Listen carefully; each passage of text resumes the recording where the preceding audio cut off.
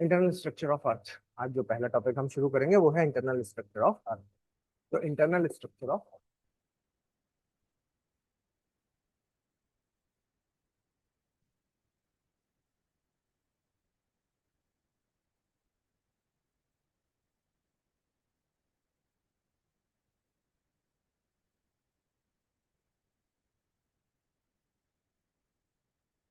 ठीक है।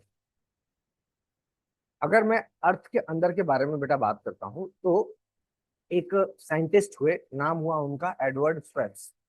और एडवर्ड स्वेट्स ने सबसे पहले कॉम्पोजिशन के आधार पर, on the basis of composition, उन्होंने अर्थ के कुछ पार्ट्स बताए कि अर्थ है जो वो कुछ पार्ट्स में डिवाइडेड है। कौन हुए? एडवर्ड स्वेस सबसे पहले आदमी हुए जिन्होंने सबसे पहले क्या है कि इस दोनों इनको केमिकल स्ट्रक्चर के आधार पर बताया। सुन लीजिए पहले थोड़ा सा, मैं सब लिखा दूँ। ठीक है। केमिकल स्ट्रक्चर के आधार पर एडवर्ड एडवर्ड, ठीक है, डब्ल्यू नहीं है इनके स्पेलिंग में, एडवर्ड स्वेस। ठीक है। ये वो हुए जिन्होंने केमिकल कॉम्पोजिशन के आधार पर, ये on the basis of chemical composition, on the basis of on the basis of chemical composition,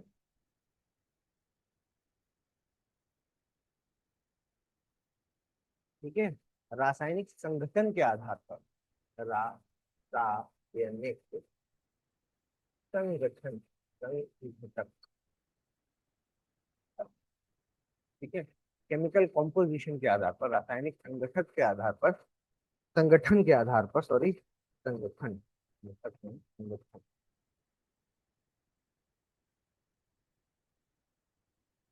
ठीक है। केमिकल कॉम्पोजिशन के आधार पर इसको तीन पार्ट में उन्होंने बांटा। नाम आपने सुना होगा, सीएल, सीमा और नीचे। सुने हैं कभी सियाल? उन्होंने कहा कि एक है सियाल, ठीक है, सियाल,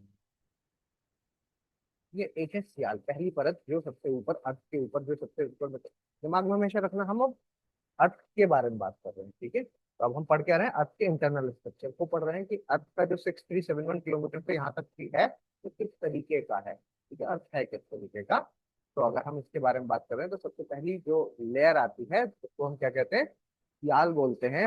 और सियाल शब्द से ही आपको समझ में आना चाहिए, सियाल शब्द का मतलब है कि हमारी जो अर्थ की ऊपर की लेयर है, इन्होंने कहा वो सिलिका से बनी हुई है और एल्यूमिनियम से बनी हुई है। मतलब मैक्स बनी हुई से मतलब है कि मैक्सिमम जो यहाँ पर मिलता है वो सिलिका और एल्यूमिनियम मिलता है, ठीक है। और ये क्या है? ये बिल्कुल ऊपरी परत है, अपर मोस्ट लेयर बोलते हैं, अपर मोस्ट लेयर, ठीक है, ऊपरी परत बोलते हैं इसको, या सबसे हल्की परत भी बोल सकते हैं, लाइटर, लाइटर, लाइटर लेयर, हल्की परत, हल्की परत, ठीक है। और इसके अलावा इसको हम अपर मोस्ट बोल दिया, लाइटर बोल दिया, और इसको या फिर आउटर मोस्ट लेयर भी बोल सकते हैं, बाहरी परत, आउटर, बाहरी परत, ठीक है। इसको हम बाहरी परत भी बोलते हैं। उसके बाद दूसरे नंबर पे जो परत आएगी उसका नाम क्या हो जाएगा? उसके बाद जो दूसरे नंबर पर जो परत आएगी उसका नाम हो जाएगा बेटा सीमा, सीमा,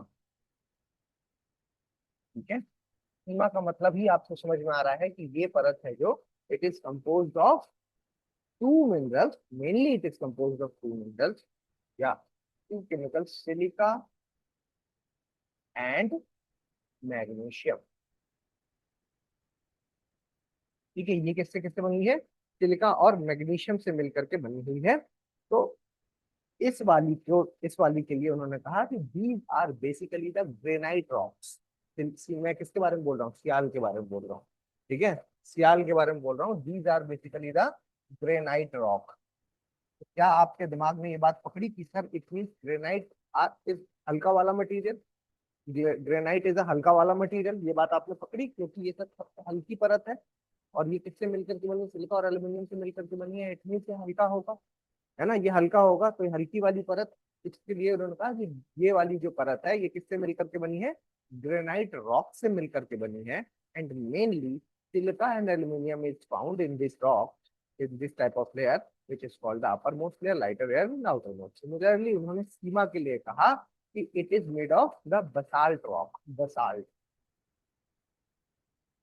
ठीक है, उन्होंने कहा कि भाई बसाल्ट रॉक्स से जो मिलकर के बना है उसको हम क्या कह रहे हैं, सीमा बोल देते हैं। सिलिका एंड मैग्नीशियम से मिलकर के ये है जो ये तैयार यहाँ पर हुआ है। ठीक है, और इसके बाद जो तीसरी लेयर हुई, ठीक है, तीसरी लेयर हुई, उसके लिए उन्होंने कहा कि थर्ड मोस्ट लेयर इज निफे। निफे निफे का मतलब हुआ कि ये जो तीसरी रॉक है ये निकल और आयरन से मिलकर के यहाँ पर बनी है, और निकल और आयरन से मिलकर के बनी है, और ये कैसे होते हैं, ये भारी है, हार्ड सब्सटेंस है, इसलिए इनकी डेंसिटी भी भारी होगी। इन्होंने कहा कि these are made up of nickel and iron, nickel and iron, and as these are hardest substance, hard rocks, तो डेंसिटी कैसी होगी इसकी, ज्यादा होगी, डेंसिटी इज हाई, है ना, तो इसकी वजह से यहाँ पर डेंसिटी ज्यादा है, डेंसिटी है जो वो इसकी ज्यादा है।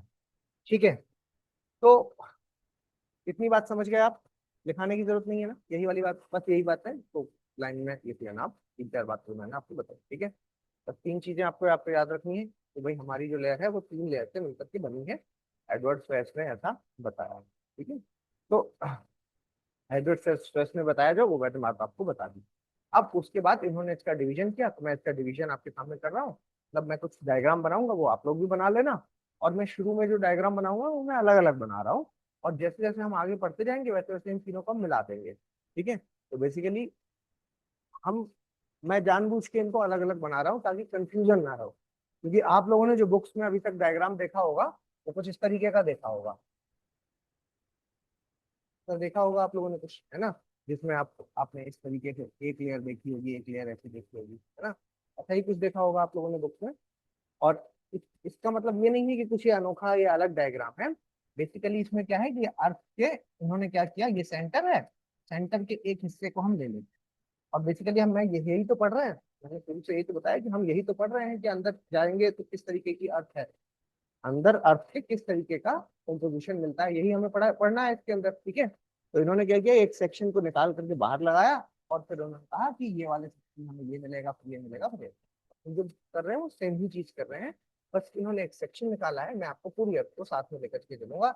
और इसमें जो कंफ्यूजन होने के चांसेस हैं वो ये है कि इसमें हमें सारी चीजें एक साथ करनी चाहिए, because this division is not only on the basis of composition, this can be divided into three basis, on the basis of composition, on the basis of the physical property, and on the basis of seismic या seismology, earthquake के आधार पर जो भूकंपीय तरंगे हैं उसके आधार पर भी इसको बांटा जा सकता है। इसके अलावा इसको भौतिक दशाओं के आधार पर भी बांटा जा सकता है, और इसके अलावा इसको हम जो है वो रासायनिक संगठन के आधार पर भी बांटते हैं। ठीक है, तो ये जो तीन बंटवारे हैं मैं इन तीनों को सेपरेटली बता दूंगा आपको, एक में मिक्स करूंगा तो कंफ्यूजन होने के चांसेस है, लेकिन हम लास्ट में मिक्स कर ही देंगे इसको। ठीक है, लेकिन जब हम मिक्स करेंगे तो आपको पता होना चाहिए कि तक मिक्स हो कैसे रहा है। ठीक है, एक एक चीज को। ठीक है, तो मैं बनाता हूँ, आप लोग भी अपनी कॉपी पे ले बना लेना। तो सबसे पहले तो इन्होंने क्या कहा, लेयर है जो वो एक तो ये है, ठीक है, एक ये है जिसपे हम जिसको हम सियाल कहेंगे, इसके अंदर हम एक और परत बनाएंगे।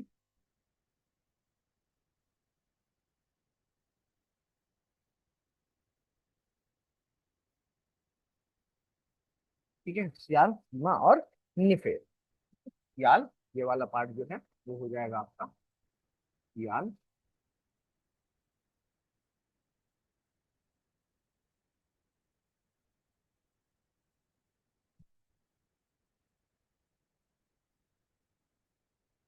ठीक है, तो ये हो गया आपका सियाल।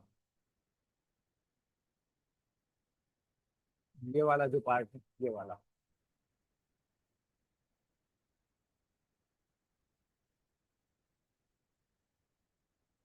ये हो जाएगा आपका सीमा, और ये जो अंदर का पार्ट है, ये अंदर का जो पार्ट है,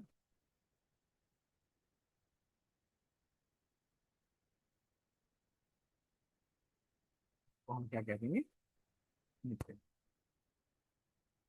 ठीक है, इसको हम नित्य कह देंगे। ठीक है, आप ऐसे लाइनें वाइनें खींचना हो तो खींचना, अदरवाइज नहीं भी खींचो, डायरेक्ट भी लिख दोगे तो भी कोई दिक्कत वाली बात नहीं। ठीक है, कंफ्यूजन तो नहीं हो रहा है, इन लाइनों से तरफ सब एक जैसा दिखने लगा। ठीक, चलो। दूसरा, ये किस पे हो गया बेटा, ये हो गया ClC1 nuclear on the basis of chemical composition.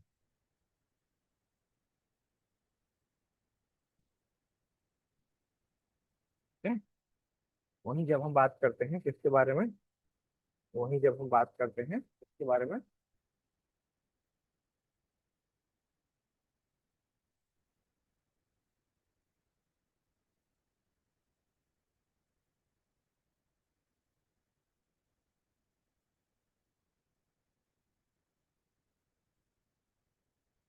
ठीक है। तो इस तरीके से तीन पार्ट और बनेंगे जिसको हम फिजिकल फीचर्स के बारे के हिसाब से बांटेंगे, on the basis of physical feature.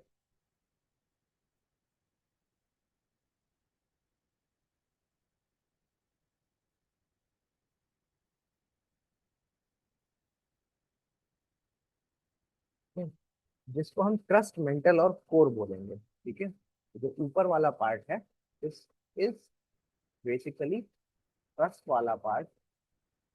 ठीक है, दिस इज बेसिकली क्रस्ट वाला पार्ट।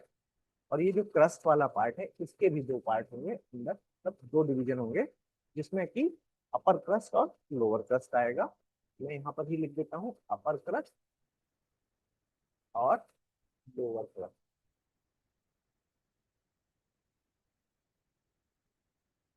ठीक है, तो सीएल सीमा नीचे तो ऐसे ही लिखेंगे, फिजिकल फीचर मतलब भौतिक आधार हो गया ये, भौतिक आधार।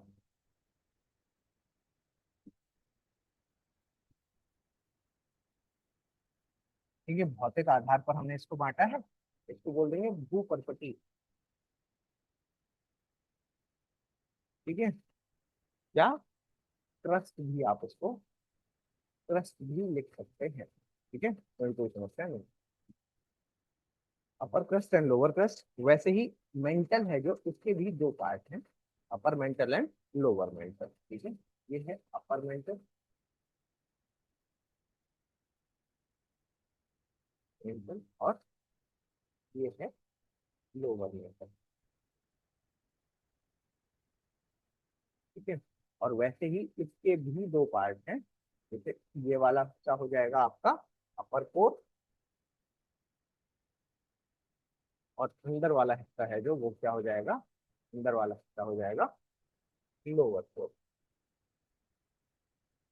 ठीक है, क्रस्ट मेंटल कोर, है ना, तो क्रस्ट को मेंटल ही बोलेंगे, और ऊपरी मेंटल निचला मेंटल। ठीक है, ऊपरी मेंटल और ऊपरी मेंटल और निचला मेंटल, निचला मेंटल। ठीक है, और वैसे ही ऊपरी कोर को कोर बोल सकते हैं या करोड़ बोल सकते हैं,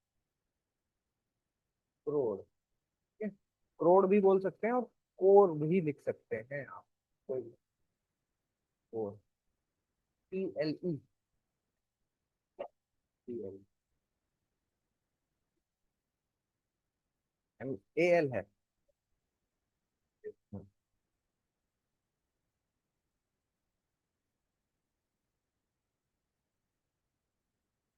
ठीक है,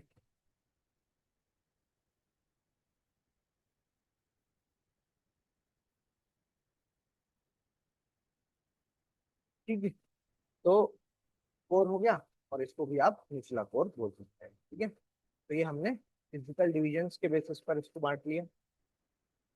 ठीक है, एक चीज मैं आपको और यहाँ पर एड ऑन करूंगा, जो ऊपरी क्रस्ट लिखा हुआ है, इसको ही हम कॉन्टिनेंटल क्रस्ट भी कई बार बोल देते हैं। क्या बोल देते हैं, कॉन्टिनेंटल क्रस्ट, महाद्वीपीय क्रस्ट।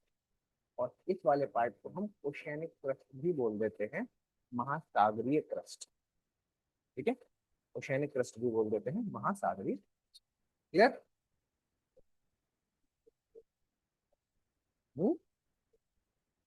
आएंगे, लिथोस्फीयर का नाम लिया मैंने अभी तक?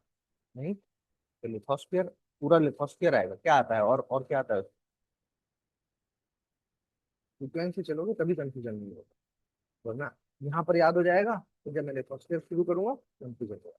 आएंगे आएंगे, ठीक है, हर एक चीज पर आएंगे।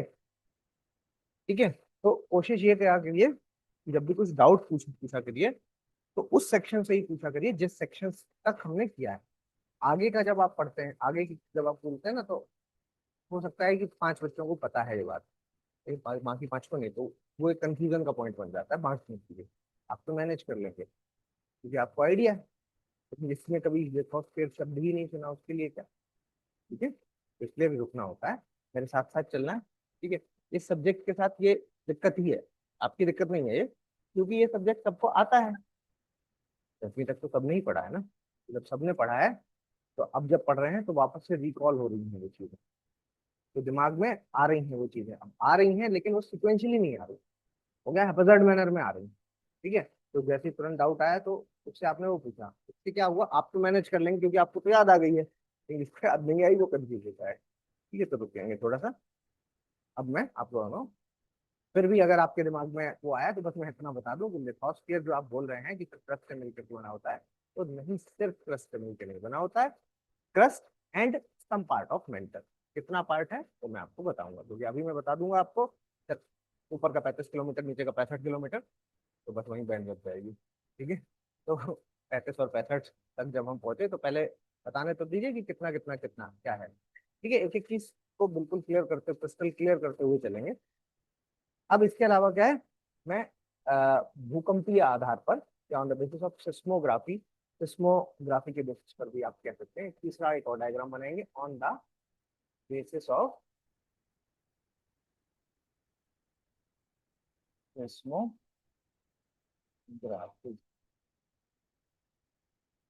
ठीक है,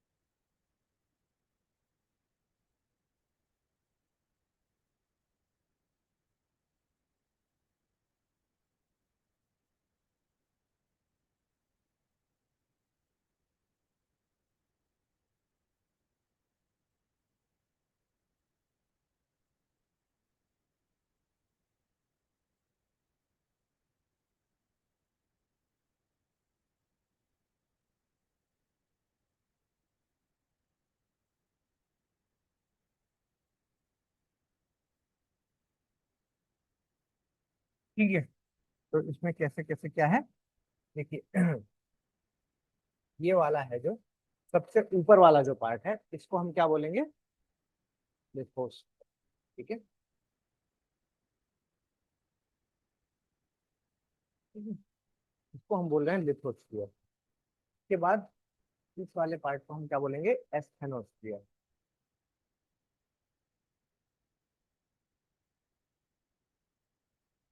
ठीक है, उसके बाद ये वाला जो पार्ट है, तीसरा वाला जो पार्ट है, इसको हम बोलेंगे पायरोस्फीयर, पायरोस्फीयर।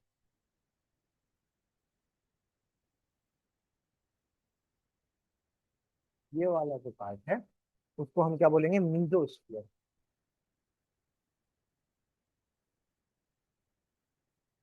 ये हो गया आपका आउटर स्फीयर,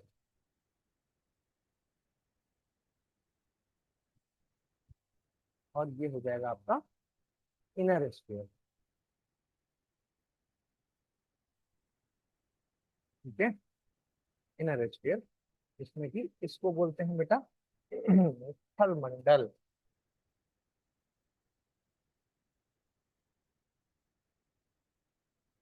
को क्या बोलते हैं, इसको क्या बोलते हैं, इसको बोलते हैं स्थल मंडल।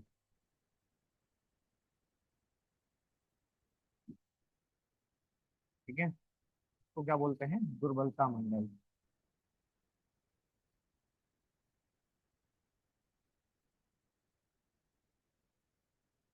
ठीक है, स्थल मंडल, दुर्बलता मंडल, और फिर उसके बाद क्या आ जाएगा, फिर उसके बाद आ जाएगा आग्नेय मंडल। आग्नेय मंडल, आग्नेय मंडल, फिर उसके बाद आ जाएगा आग्नेय मंडल के बाद मध्य मंडल, और फिर उसके बाद आ जाएगा गहनता मंडल। गहनता मंडल लिखें या बैरी मंडल लिखें, एक ही बात। ठीक है। और इसके बाद ये वाला आ जाएगा आंतरिक बैरी मंडल। आंतरिक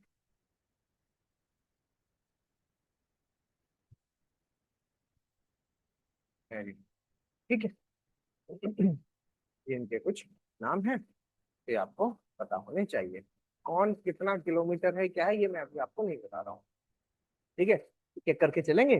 तो ये सब है, ये जो तीन डायग्राम मैंने आपको बताए, ये जो स्फीयर बताए, तो इसमें अब बात समझिए यहाँ पर। बात यहाँ पर ये समझिए कि मैंने आपको बताया था क्रस्ट मेंटल कोर, मैंने बताया था सियाल सीमा निफेड, ठीक है, और इन्होंने बोल दिया लिथोस्फीयर। इसका मतलब है कि कहीं ना कहीं आपको ये समझ में आ रहा है कि ये सब कुछ सर एक ही जगह पर है ना, ये सब आपस में मिला हुआ है।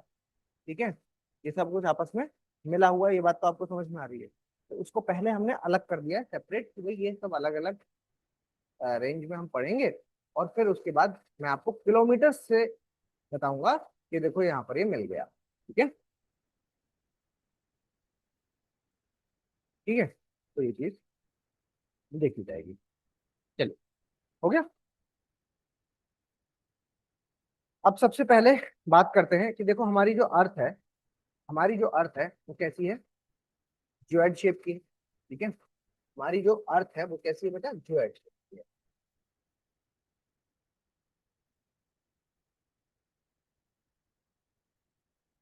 अर्थ हमारी क्योंकि ज्योइड शेप की है, तो इसलिए आप ये मतलब ज्योइड शेप का मतलब तो आप समझते हैं कि it is flattened at the equator and sorry it is flattened at the poles and bulged at the equator. ठीक है, तो ये चीज है, तो इससे हम ये समझ पा रहे हैं कि सर सेंट्रीपिटल फोर्स और सेंट्रीफ्यूगल फोर्स का क्या सीन होगा। तो अगर ये अर्थ हमारी ज्वाइड शेप की है, तो मैं ये बात कह सकता हूँ कि सर इस जगह पर सेंटर, इस जगह पर अगर हम कहें तो इस जगह पर सेंट्रीपिटल फोर्स फोर्स मैक्सिमम होगा, और इस जगह पर अगर कहते हैं तो सेंट्रीफ्यूगल फोर्स मैक्सिमम होगा। ठीक है, सेंट्रीपिटल और सेंट्रीफ्यूगल फोर्स यहाँ पर मैक्सिमम होगा। ठीक है, तो यहाँ या मैं ये कहूँ कि सेंट्रीपिटल फोर्स इस जगह पर लग रहा होगा, और सेंट्रीफ्यूगल फोर्स है जो वो इस जगह पर लग रहा होगा, एक ही बात है कहने का मतलब। रिकॉल हो गया ना ये सेंट्रीपिटल सेंट्रीफ्यूगल की रोटेटिंग बॉडी पर घूमता है, और सेंटर से जो सेंटर पर जो लगता है वो सेंट्रीपिटल होता है, और जो बाहर की तरफ लगता है वो सेंट्रीफ्यूगल होता है। ठीक है, अब एक साइंटिस्ट आए, उन्होंने इसकी स्टडी की, नाम था चेम्बरलेन। ठीक है, चेम्बरलेन आए और चेम्बरलेन ने इनकी स्टडी की, जो कि एक गलत स्टडी थी, बट फिर भी हम इसको क्यों पढ़ रहे हैं, हम इसलिए पढ़ रहे हैं क्योंकि वो पहले थे जिन्होंने इसके अंदर जाने की चेष्टा की, है ना। उससे पहले किसी ने कुछ कहा ही नहीं था इसके बारे में। तो चेम्बरलेन आए और उन्होंने क्या कहा कि देखो, चेम्बरलेन चेम्बरलेन आए और उन्होंने क्या कहा कि देखो, ऊपर का जो पार्ट है तो कैसा है, सॉलिड। अर्थ का अपर मोस्ट पार्ट है, जो अपर मोस्ट पार्ट, ये कैसा है बेटा, सॉलिड है। और इन्होंने कहा कि मिडिल लेयर है, जो मिडिल पार्ट है जो, वो है लिक्विड, है ना, वो है लिक्विड। और जो लोअर लेयर है, लोअर लेयर है वो है सेमी लिक्विड। उन्होंने ये बात यहाँ पर कह दी। ठीक है, उन्होंने यहाँ पर ये बात कही कि ऊपर वाला पार्ट सॉलिड, बीच वाला लिक्विड, अंदर वाला सेमी लिक्विड है, जो कि सही नहीं है ना। अब इतने बड़े होने के बाद आइडिया है आपको कि सर ऐसा कुछ तो है नहीं, इसलिए मैंने कहा कि इन्होंने गलत थ्योरी दी थी उस समय। मगर viscous, semi liquid means viscous, viscous को समझते हैं, लिबलिबा, चिपचिपा। ठीक है, चिपचिपा पदार्थ है ना, विस्कस।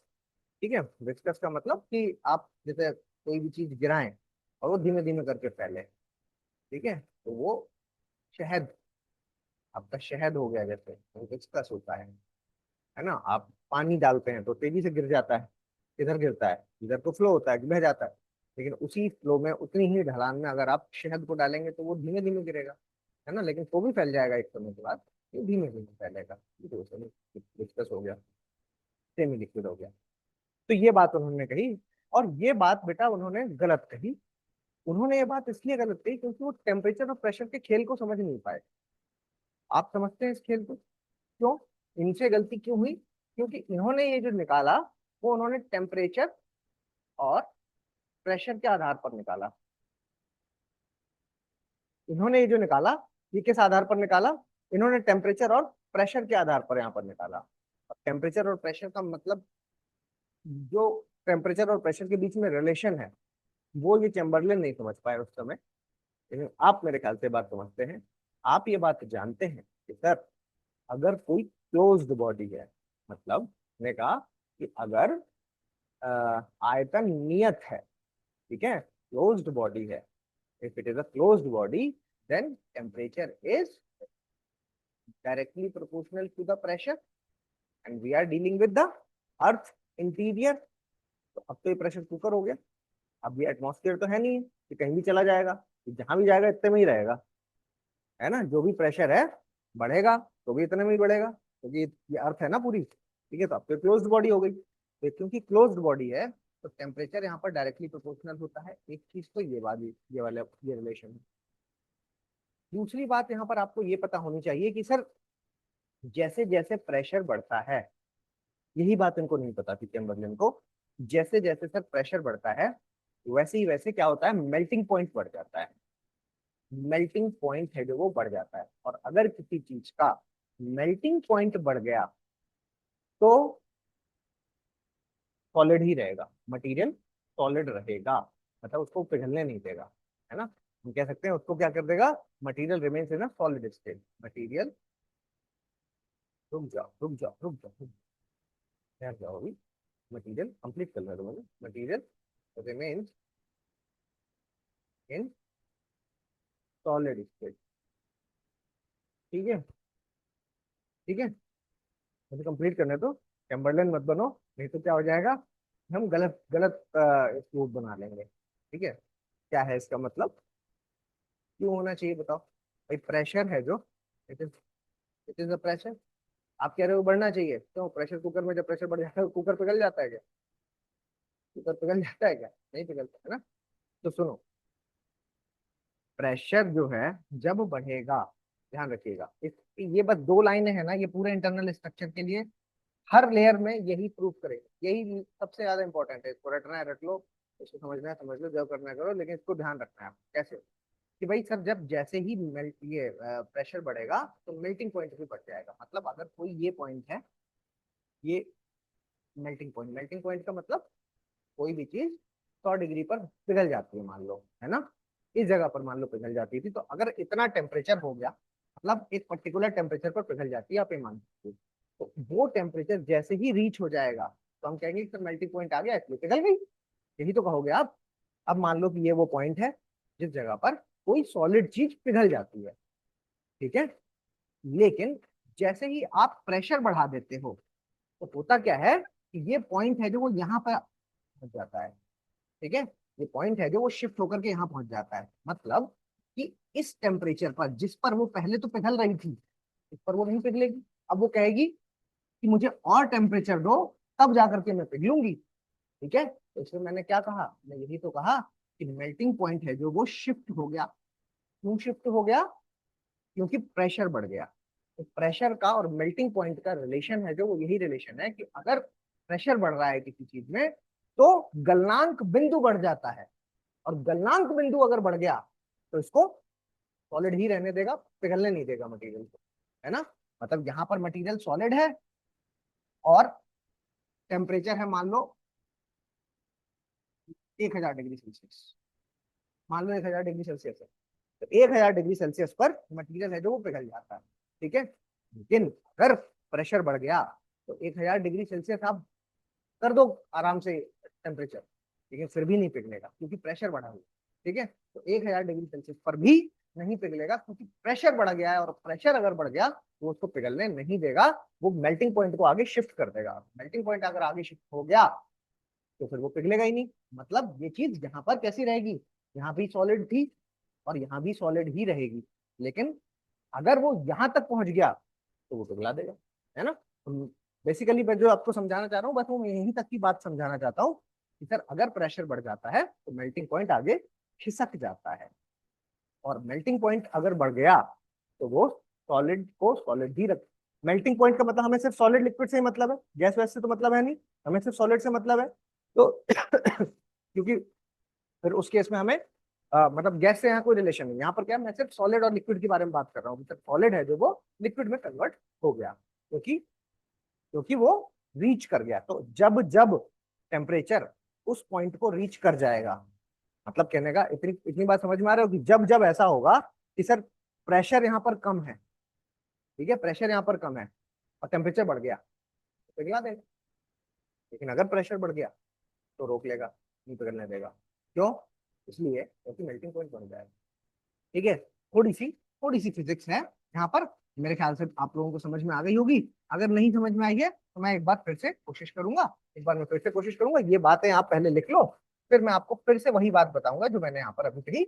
एक बार ये बात आप लिख दी, ये दोनों पॉइंट आप ध्यान में रखिए, यही दोनों पॉइंट है जो वो चैम्बरलेन नहीं समझ पाए थे, जिसकी वजह से उन्होंने ये समझा कि भाई ऊपर वाली स्टेज है जो वो हमें सॉलिड मिलती है, फिर क्योंकि सर टेम्परेचर है जो वो लगातार नीचे जाने पर बढ़ता जा रहा है, तो इसलिए टेम्परेचर जब नीचे बढ़े, टेम्परेचर बढ़ता जाएगा तो लिक्विड हो जाएगा, फिर वो और नीचे जब बढ़ता जाएगा, मटेरियल क्योंकि कैसा होता जा रहा है, लोहा लोहा ज्यादा मिलता जा रहा है, नीचे है नीचे, तो वो क्या है, सबसे भी लिक्विड हो जाएगा। उन्होंने दिमाग ही नहीं लगाया कि अरे भाई प्रेशर भी तो रोल प्ले करेगा। प्रेशर वाले पार्ट को उन्होंने क्या किया, इग्नोर कर दिया। और जब उन्होंने प्रेशर वाले पार्ट को इग्नोर कर दिया तो इट मीन्स यहाँ पर कंफ्यूजन हो गया। तो इट मीन्स आपको ये बात समझनी होगी कि जब प्रेशर बढ़ता है तो क्या होता है कि मेल्टिंग पॉइंट बढ़ जाता है, और अगर मेल्टिंग पॉइंट बढ़ गया किसी पॉइंट का तो वो उसको सॉलिड को पिघलने ही नहीं देगा, वो सॉलिड को सॉलिड ही बना करके रखेगा। ठीक है, कब तक बना के रखेगा, जब तक वो उस पर्टिकुलर टेम्परेचर पर पहुंच नहीं। ठीक है,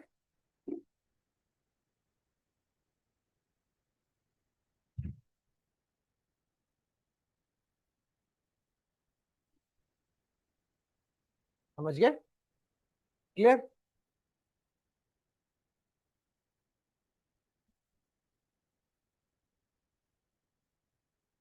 तो चंद लाइनें आप चाहें तो लिख लें, वैसे यही यही चीज मैं वापस से लिखा रहा हूँ आपको, लिखना चाहें तो लिख लें, नहीं तो कोई बात नहीं। First time Chamberlain propagated the idea about the internal structure. First time Chamberlain propagated the idea about the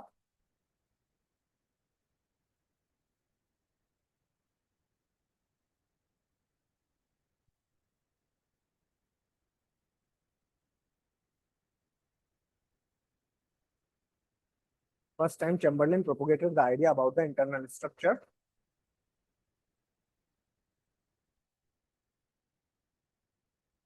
dash लगाइए और उसमें ये बात लिख लीजिए कि upper most part is solid, upper part solid, middle part liquid, in inner part semi liquid. This conclusion was because of the temperature calculation. This conclusion was because of the temperature calculation. This confusion was because of the temperature calculation, which was wrong, comma, which was wrong.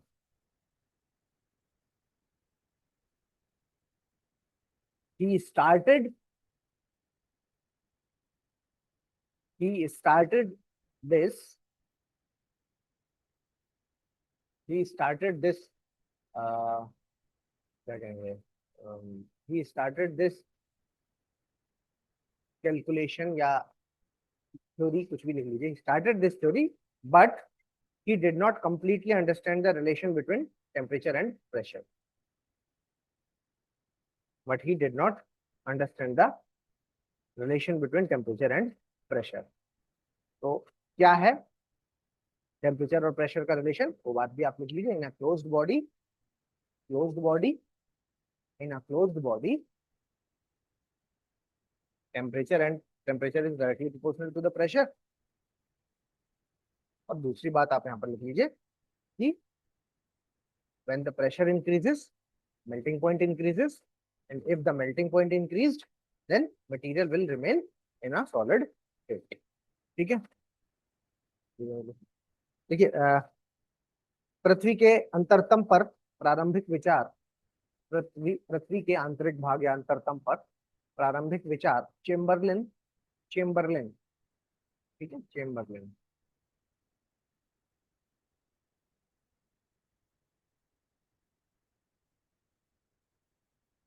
Chamberlin ने कुछ इस प्रकार दिया, कुछ इस प्रकार दिया, dash लगा के लिखिए। पृथ्वी का ऊपरी भाग ठोस, पृथ्वी का ऊपरी भाग ठोस, मध्यवर्ती भाग तरल, मध्यवर्ती भाग तरल एवं अंतरतम भाग अर्ध तरल है, एवं अंतरतम भाग अर्ध तरल है।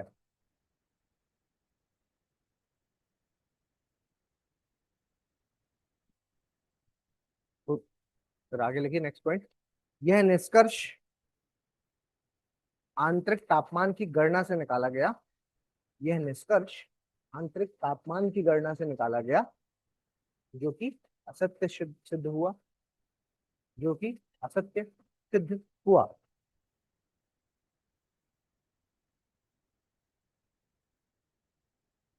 फोनोग्राम, उन्होंने इसे शुरू तो किया परंतु वो ताप और दाब को पूरी तरह से समझ नहीं पाए, ताप और दाब को पूरी तरीके से समझ नहीं पाए। फिर नेक्स्ट पैराग्राफ या नेक्स्ट पॉइंट में लिख लीजिए कि तापमान बढ़ने पर, तापमान बढ़ने पर यदि आयतन नियत है, यदि आयतन नियत है, if it is a closed body, ठीक है ना, तापमान बढ़ने पर यदि आयतन नियत है तो दाब में वृद्धि होती है, तो दाब में वृद्धि होती है। If it is a closed body then temperature always increase with the pressure. ठीक है, यदि तापमान में सॉरी तापमान बढ़ने पर यदि आयतन नियत है तो दाब में वृद्धि होती है, और दाब अधिक होने पर तापमान में वृद्धि होती है, दाब अधिक होने पर तापमान में वृद्धि होती है।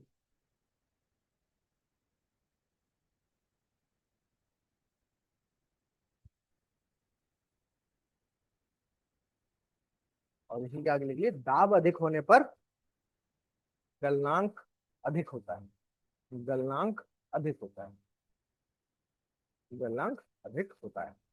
ठीक है, तो ये एक रिलेशन है, ये आप याद रखिएगा। चैम्बरलिन से जो गलती हुई है वो चीज हम नहीं करेंगे। हाँ, क्या बेटा?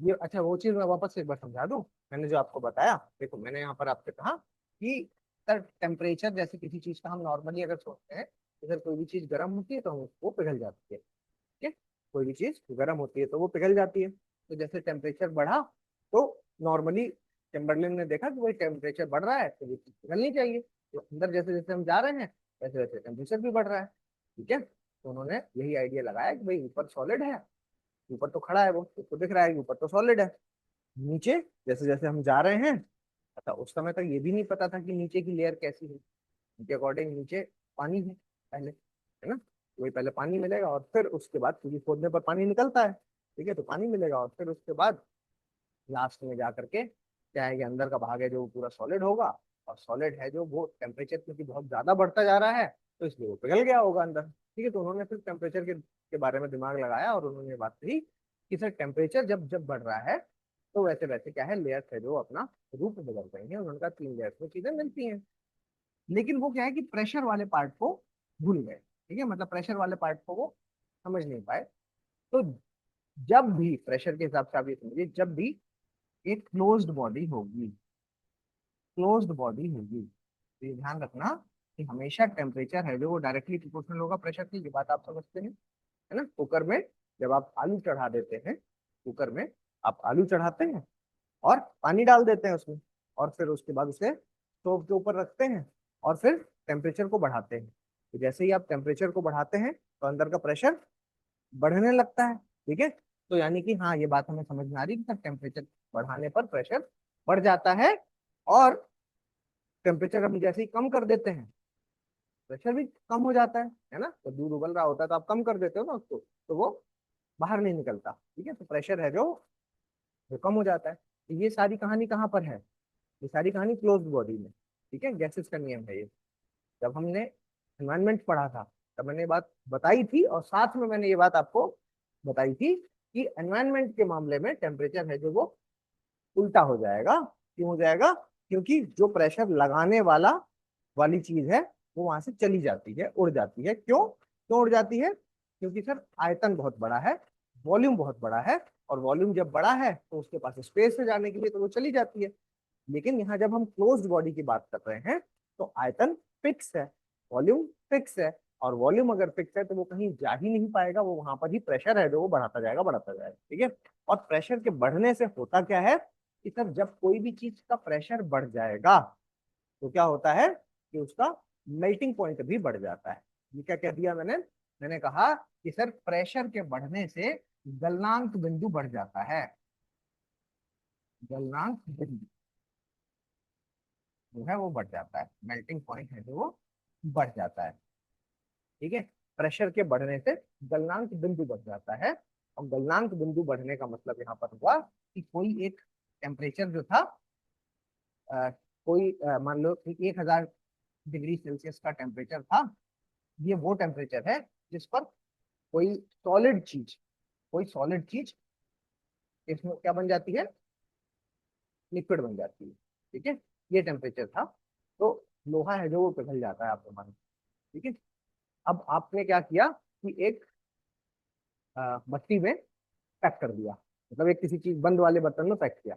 जब आपने बंद में पैक किया, क्योंकि जैसे ही आप लोहे को अगर आप आग में ऐसे तपा रहे हो तो वो ओपन बॉडी में कर रहे हो, लेकिन जब आप क्लोज्ड बॉडी में ये काम कर रहे हो, बंद में, ठीक है, तो बंद बॉडी में अगर आप ये काम कर रहे हो और आपको पता है कि 1000 डिग्री सेल्सियस का टेम्परेचर, 1000 डिग्री सेल्सियस का अगर मैंने टेम्परेचर कर दिया तो वहां पे गल जाएगा, है ना, मान लो आपने ये सोचा।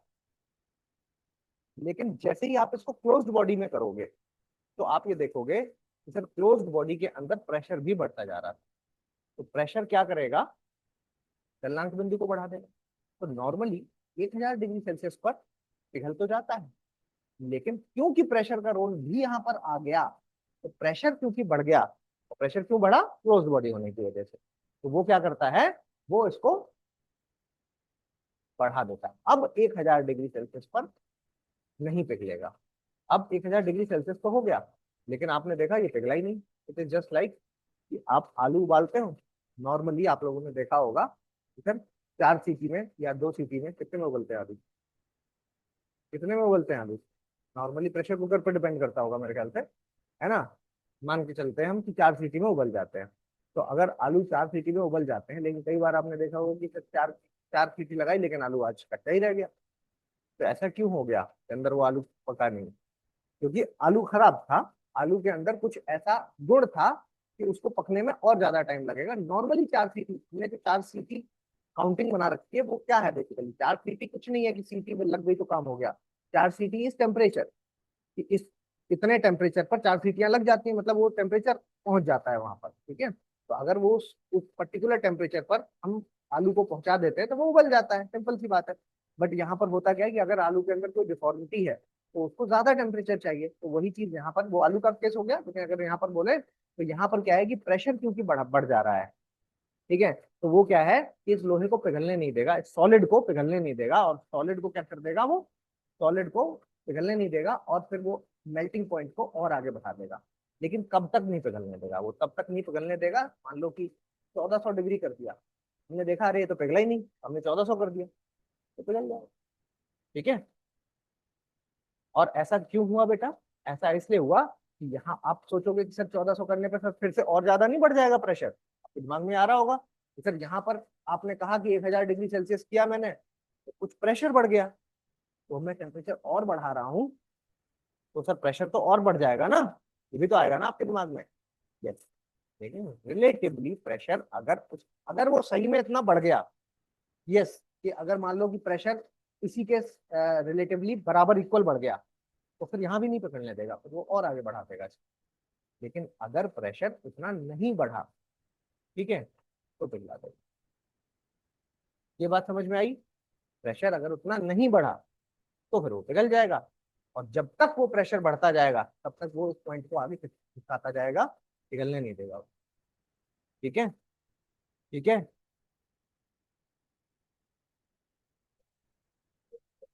हम्म, हम्म। आप दोनों गलत एग्जांपल दे रहे हो। आपने एक कुकर में उबाले, क्लोज्ड बॉडी है। आपने एक बाउल में उबाले, ओपन बॉडी है। क्लोज्ड बॉडी वाला जल्दी उबलेगा। अगर आप इसी एग्जांपल से बात करना चाहते हो तो इस एग्जांपल में कुकर वाला जल्दी उबलेगा। कुकर वाला क्यों जल्दी उबलेगा? क्योंकि वो एक क्लोज बॉडी है, तो प्रेशर वहां पर जल्दी ज्यादा बढ़ जाता है। लेकिन ओपन बॉडी में प्रेशर उतना नहीं बढ़ पाता। आपने उबाल के देखा है ना, आलू, चावल। चावल नॉर्मली खुले पतीले में सब लोगों ने पकाए होंगे, नहीं पकाए?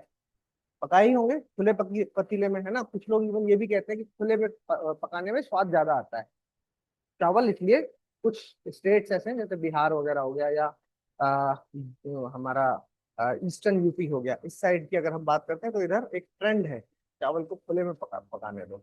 या जिन लोगों ने चूल्हे में खाना बनता है, वहां पर भी आपने देखा होगा कि पतीले में खुले में पका देते हैं, क्योंकि चूल्हा है, ईंधन का कोई दिक्कत है नहीं, है ना, मतलब उनको गैस तो लग नहीं रही है, तो इसलिए क्या करते हैं, खुले में पका देते हैं उसको। तो वो देर तक पकता रहता है, बहुत देर तक पकता रहता है, और फिर वो जा करके बन जाता है। आगे आगे बढ़िए, अपने एग्जाम्पल को आगे पूरा करिए ना, तभी तो कंफ्यूजन दूर होगा। भाई कंफ्यूजन आपका इतना है कि सर किस में पहले उगेगा, तो मैंने कह दिया क्लोज में पहले उगेगा, है ना। और क्लोज में पहले उगने के पीछे का कारण क्या है? कि सर प्रेशर कहीं नहीं जा रहा, वो इतने में ही है, और वो प्रेशर किस पर लगा रहा है? उन्हीं आलुओं पर लगा रहा है। लेकिन जब आप खुले में पका रहे हो, तो फिर मैं ये कह रहा हूँ कि सर प्रेशर तब भी लगा रहा है, लेकिन कंपैरेटिवली कम लगा रहा है, इसलिए थोड़ा सा देर लग रही है। ठीक है। अरे भाई, पहाड़ों पर, ये तो पढ़ा भी होगा आपने, पहाड़ों पर दाल खुले बर्तनों में नहीं पकती, वहां पकती ही नहीं। ठीक है, वहां खुले बर्तनों में नहीं पकती। वहां हालांकि एक एल्टीट्यूड का भी एक है, लेकिन प्रेशर का वहां पर रोल है ना। क्योंकि हो क्या रहा है कि एटमॉस्फेरिक प्रेशर, अब मैं प्रेशर नहीं बोल रहा, मैं एटमॉस्फेरिक प्रेशर बोल रहा हूँ। एटमॉस्फेरिक प्रेशर वहां पर घट गया है, ठीक है, सॉरी, एटमॉस्फेरिक प्रेशर वहां पर बढ़ गया है ऊपर जाने पर। जब एटमॉस्फेरिक प्रेशर वहां पर बढ़ गया है, ठीक है, तो आप देख रहे हो सर पानी तो उबल रहा है, पानी तो बढ़िया उबल रहा है, और दाल भी इसके अंदर पड़ी हुई है, और पानी उबलता हुआ भी दिख रहा है, लेकिन फिर भी दाल पक नहीं रही है ना, क्योंकि एटमॉस्फेरिक प्रेशर वहां पर ज्यादा है। ये एटमॉस्फेरिक प्रेशर वहां पर ज्यादा है, तो जिसकी वजह से ये क्या करता है कि 100 डिग्री सेल्सियस पर जो चीज उबलनी चाहिए थी, वो 40 डिग्री सेल्सियस पे ही उबाल देगा। तो उबलती हुई तो दिख रही है, लेकिन पक नहीं रही है। वैसे आलू है, वहां नहीं पकता। इसलिए पहाड़ों पर, एक तो बचपन में छठवीं सातवीं में पढ़ाया गया होगा ना, कि पहाड़ों पर कोई भी चीज पकानी है तो आपको प्रेशर कुकर में ही पकेगा। मैगी पॉइंट देखने जाते हो वहां पर, है ना, मैगी पॉइंट, किसी पहाड़ में गए हो घूमने, वहां पर मैगी पॉइंट मिला है, वहां पर वो खाना कुछ ना कुछ बना रहा है, ठीक है, आप बोलो 2 मिनट में बना दे भाई, 2 मिनट की मैगी है, लिखा है पैकेट में, बना के दे देगा आपको 2 मिनट में। क्यों? वहां पर वो लेगा प्रॉपर टाइम आपको बनाने में, है ना, क्योंकि वो मैगी नहीं बना रहा है ना कुकर के अंदर, मैगी खुले में ही बना रहा है। ठीक है, वहां टाइम लगता है उस चीज में। खैर, अगर ये बात समझ में आ गई है तो बहुत अच्छी बात। इनके स्टिल आपको कोई कंफ्यूजन है तो आपको क्या करना है, ये दो बातें याद रखनी है, कि प्रेशर बढ़ने पर फिर मेल्टिंग पॉइंट बढ़ जाएगा, और अगर मेल्टिंग पॉइंट बढ़ गया तो गलनांक बिंदु का आगे सक जाएगा। बस इसी से पूरी इंटरनल स्ट्रक्चर हमें क्लियर होगा। ठीक है, चलिए आगे बढ़ते हैं। फिर कुछ, कोई सवाल किसी के मन में आ रहा हो कुछ? ठीक है, नहीं आ रहा, तो ये देखो इतना हल्का कॉन्सेप्ट नहीं था जिसको मैंने 2 लाइनों में कन्वर्ट करके आपको बताया है। इस कॉन्सेप्ट को, ये कॉन्सेप्ट एक तरीके से आप छठवीं से लेकर के 10वीं 12वीं तक पढ़ते हैं, तब जाकर के सारे निष्कर्ष जो निकलते हैं, कंक्लूजन, उनसे बनता है।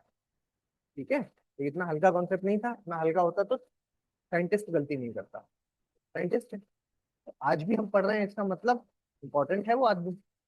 ठीक है। और इम्पोर्टेंट शायद हम अभी आप ऑप्शनल में होते तो शायद इसके बारे में और कुछ पढ़ते आप, लेकिन क्योंकि आप जीएस में पढ़ रहे हैं तो हमारे लिए इतना ही काफी है कि इन्होंने जो थ्योरी दी, इन्होंने अपना पूरा लॉजिक जो बताया वो भी बताना पड़ेगा ना फिर आपको। इनका लॉजिक सिर्फ, मतलब हम बोलचाल में सिर्फ इतना कह सकते हैं कि भाई टेम्परेचर प्रेशर के रिलेशन को प्रॉपर समझ नहीं पाए, इसलिए इन्होंने गलती कर दी। तो इन्होंने क्या समझा था वो भी आपको समझना चाहिए इस तरह से।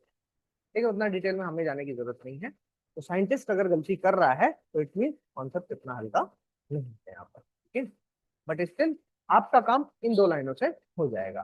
ठीक है, इन दो लाइनों से आपका काम हो जाएगा। इनको एक रूल की तरह, जैसे कई सारे हमने रूल बनाए हैं, पर फॉर एग्जाम्पल मैंने आपको बताया कि सर एक ये चीज याद रखो। ठीक है, हालांकि इनके पीछे के लॉजिक भी बताया मैंने, जैसे इसका लॉजिक बताया, इसके पीछे के भी लॉजिक बताए। और दूसरी बात मैंने बताया कि हवा हमेशा हाई प्रेशर से लो प्रेशर चलेगी। ठीक है, तो अगर आपको ये दो चीजें समझ में आ रही हैं बहुत अच्छी बात है, नहीं समझ में आ रही तो इनको आप अगर याद रखेंगे तो पूरा एटमॉस्फेयर आपको समझ में आ जाएगा। ठीक है, तो उनके लॉजिक तो मैंने बता ही दिए, है ना, कि ये भाई ऐसा क्यों हो रहा है, क्योंकि ओपन बॉडी है, मॉलिक्यूल्स चले जाते हैं तो इसके प्रेशर कम हो जाता है। ठीक है, और इसका मैंने लॉजिक आपको बताया, भाई हाई प्रेशर है जो जिस जगह पर नीचे बैठ गई है तो ज्यादा इनके पास पावर है, और यहाँ पर क्या है, लो प्रेशर है तो चली गई है, मतलब यहाँ पर कोई प्रेशर लगाने वाला नहीं तो खालीपन है।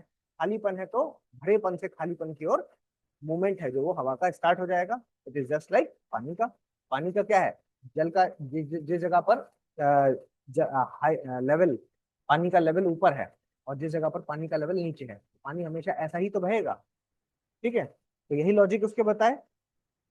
फिर भी अगर कहीं किसी को कोई कंफ्यूजन होता है तो अगर ये दो पॉइंट आपने दिमाग में रखे हैं, मतलब ये एक फैक्ट है एक तरीके से, तो हर एक फैक्ट के पीछे कुछ ना कुछ तो लॉजिक होता ही है ना। लॉजिक मैंने बताया आपको। अपार्ट फ्रॉम दिस, ये फैक्ट अगर आपको याद होंगे तो पूरी क्लाइमेटोलॉजी आपका काम बन जाएगा, इवन ओशनोग्राफी की। ठीक है, अब जो है जियोमॉर्फोलॉजी में यहाँ पर चीजें उल्टी क्यों चल रही हैं, बिकॉज सिर्फ एक चीज बदल गई है, open body and close body, इसलिए यहाँ पर उल्टा हो गया। ठीक है। ठीक है, अब जो हम पढ़ रहे हैं, अब ये वो चीज है जो बचपन से लेकर के आपने हमेशा पढ़ी है। बचपन से आपको कभी ये बात नहीं बताई गई कि सर टेम्परेचर के बढ़ने पर प्रेशर है जो वो कम हो जाता है। ये कभी नहीं बताया गया, ये सीधे आपको रटाया गया है कि जब आप पहाड़ों पर जाते हैं तो दाल जो है वो कुकर में पकाई जाती है, जो खुले में वो दाल नहीं पकती। ठीक है, ये सीधे रटाया गया था आपको। ठीक है, तो उसके पीछे का लॉजिक ये है। ठीक, आपको जो बताया गया है वो यही वाला है, टेम्परेचर है जो वो डायरेक्टली प्रोपोर्शनल टू प्रेशर है। क्यों, क्योंकि ये गैसों का नियम, बॉयल्स लॉ, चार्ल्स लॉ, याद आ रहा है कुछ, याद आ रहा है कुछ, बॉयल्स लॉ, चार्ल्स लॉ, ये सब आप लोगों ने पढ़ा होगा। ठीक है, तो आई थिंक 9th पॉइंट में ये सब है, तो आप साइंस की जब एनसीईआरटी वगैरह पढ़ेंगे तो ये सब आपको वापस से रिकॉल होगा। उतना डिटेल में आपको जानने की जरूरत नहीं है, अगर आपने नहीं पढ़ा है तो कोई ऐसा नहीं है कि आपको पढ़ना जरूरी है। ठीक है, जितनी जरूरत है उतनी हम क्लास में बता देते हैं। चलिए चलिए, खैर आगे बढ़ते हैं।